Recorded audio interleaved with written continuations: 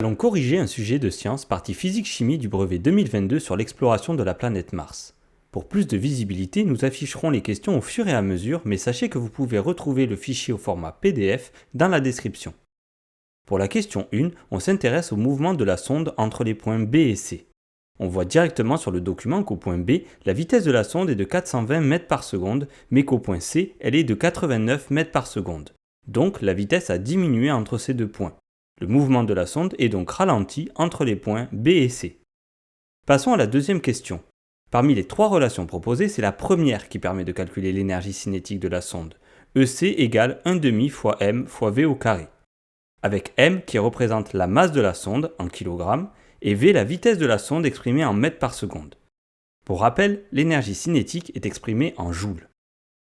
Pour la question 3, il ne faut pas faire de calcul, mais on comprend bien d'après la formule de l'énergie cinétique que si la vitesse de la sonde diminue entre les points B et C, alors l'énergie cinétique de la sonde diminue également. À la quatrième question, on nous demande comment évolue l'énergie potentielle de la sonde entre les points A et B. Entre ces deux points, on constate que l'altitude de la sonde diminue puisque cette dernière se rapproche du sol. Par conséquent, son énergie potentielle diminue également. Pour la cinquième question de ce sujet, il est demandé d'identifier les actions mécaniques qui s'exercent sur le rover immobile après son atterrissage. On précise qu'on néglige l'action de l'atmosphère martienne, donc on ne prend pas en compte les frottements de cette atmosphère sur le rover. Il reste donc deux actions mécaniques qui agissent sur le rover, le poids du rover et l'action du sol sur le rover. À la question suivante, il est demandé de schématiser le rover par un rectangle et de représenter au choix l'une des actions mécaniques mentionnées à la question précédente. Dans les données de l'énoncé, nous avons la masse du rover ainsi que l'intensité de pesanteur sur Mars. Grâce à ces informations, nous allons donc pouvoir calculer le poids du rover, noté P, et qui est égal à la masse du rover, noté M, fois l'intensité de la pesanteur sur Mars, noté Gmars. On remplace par les valeurs numériques en faisant attention aux unités. La masse du rover est bien exprimée en kilogrammes et l'intensité de pesanteur en newton par kilogramme. On peut donc passer à l'application numérique à l'aide de la calculatrice et on obtient un poids de 3906 newtons. Pour représenter ce poids sur le schéma, il faut au préalable calculer la longueur du segment fléché. Pour cela, il est précisé dans l'énoncé l'échelle à utiliser, 1 cm pour 1000 newtons. On cherche donc combien de centimètres il faut pour 3906 newtons. On note cette valeur x. Et pour la calculer, il suffit de faire un produit en croix.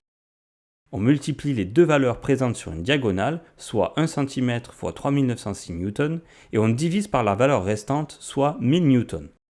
On remarque qu'on a des newtons comme unité au numérateur et au dénominateur qui vont se simplifier, et comme il ne reste plus que des centimètres comme unité, le résultat du calcul sera donc en centimètres.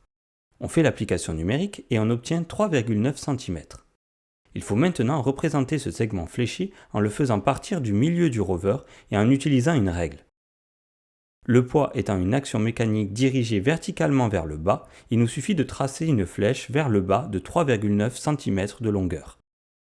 On n'oublie pas de noter à côté le nom de la force. Ici on va le noter tout simplement P pour poids sans oublier la petite flèche au-dessus pour indiquer que c'est un segment fléché qu'on a tracé. Cette question est maintenant terminée.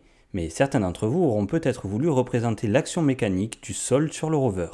Dans ce cas, il aurait fallu faire un segment fléché vers le haut et d'une longueur égale au segment fléché du poids, c'est-à-dire de 3,9 cm.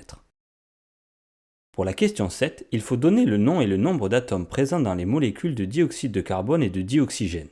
Or, on voit juste au-dessus dans l'énoncé qu'il est indiqué que la formule chimique du dioxyde de carbone est notée CO2. Cette molécule est donc composée d'un atome de carbone et de deux atomes d'oxygène. Un peu plus loin dans le texte, on voit la formule chimique du dioxygène, O2. Donc cette molécule est composée de deux atomes d'oxygène. Dans la dernière question de ce sujet, il est demandé de construire un raisonnement pour expliquer pourquoi si un événement inattendu se produit au cours de la phase d'atterrissage, la Terre ne sera pas informée à temps. Pour cela, il faut donc calculer le temps que va mettre le signal radio émis par le rover pour rejoindre la Terre. Il est précisé dans l'énoncé que ce signal radio se propage à la vitesse de la lumière. Pour rappel, la formule de la vitesse est V égale D divisé par T, avec V la vitesse de l'onde radio en mètres par seconde, D la distance à parcourir en mètres et T le temps de parcours en secondes. Donc si on veut calculer le temps de parcours de l'onde, Il faut inverser t et v dans la formule, puis remplacer par les valeurs numériques à l'aide des données de l'énoncé. La distance d correspond à la distance Terre-Mars, soit 2,10 fois 10 exposant 8 km. V correspond à la vitesse de la lumière qui est de 3 fois 10 exposant 8 mètres par seconde. Attention, car la distance Terre-Mars est donnée en kilomètres dans l'énoncé. Il faut donc la convertir en mètres en remplaçant le préfixe k de kilo par fois 10 exposant 3. On ne change rien à la vitesse puisqu'elle est déjà donnée en mètres par seconde. On passe à l'application numérique et on obtient un temps de parcours du signal sonore de 700 secondes. Or, dans l'énoncé, il est précisé que la phase de descente dure environ 7 minutes. Il va donc falloir convertir les 700 secondes du temps de parcours en minutes afin de savoir si le signal aura le temps d'arriver sur Terre avant que le rover n'ait touché le sol. Pour rappel, une minute est égale à 60 secondes, donc 700 secondes est égale à... Pour le savoir, on va faire un produit en croix pour trouver la valeur manquante qu'on note x. On multiplie les deux valeurs présentes sur une diagonale, soit 1 minute fois 700 secondes, et on divise par la valeur restante, soit 60 secondes. En fait, cela revient tout simplement à diviser 700 par 60. On remarque qu'on a des secondes comme unité au numérateur et au dénominateur qui vont pouvoir se simplifier, et comme il ne reste plus que des minutes comme unité, le résultat du calcul sera donc en minutes. On fait l'application numérique et on obtient 11,6 minutes. Si jamais il y a un problème au début de la phase d'atterrissage, le message radio va mettre plus de 11 minutes à parvenir sur Terre, et comme la phase d'atterrissage dure environ 7 minutes, la Terre ne sera donc pas informée à temps. Vous l'aurez compris, le pauvre rover risque de s'écraser avant même d'avoir pu appeler à l'aide. Voilà, la correction est terminée. Nous espérons que la vidéo vous aura aidé, mais surtout continuez bien de réviser. À bientôt!